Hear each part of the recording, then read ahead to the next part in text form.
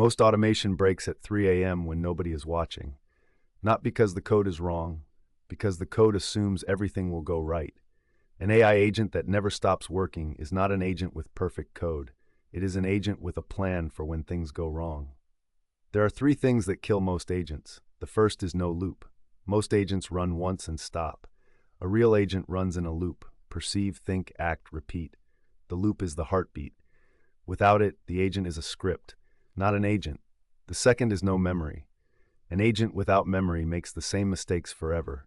It does not learn from what it did yesterday. It does not know what it already tried. Memory is what separates an agent from a function.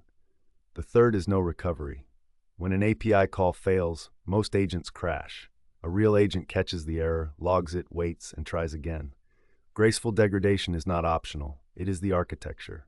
As you can see on screen, the agent loop is simple. Perceive the environment. Think about what to do. Act. Remember what happened. Repeat. The error handling is equally simple. Try the action. If it fails, log the error. Wait with exponential backoff. Retry.